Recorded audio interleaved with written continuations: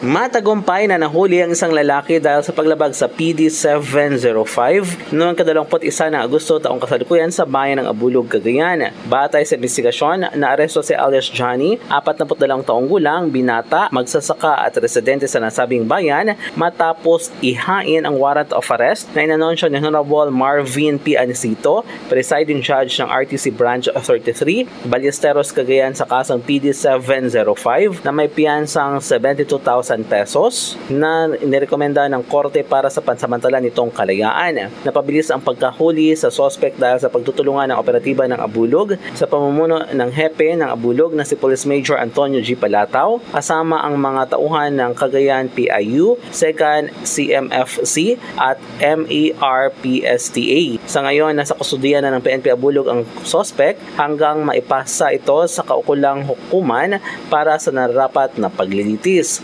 Patuloy naman ang pagpapalakas ng PNP Abulog sa kampanya laban sa kriminalidad, tiyak sa pagtugis sa mga lumalabag sa batas at pagpapanatili ng kapayapaan at kaayusan sa nasabing lugar. Mula dito sa Cagayan, MJ de la Cruz para sa Radyo Alternatibo, Balita Nationwide.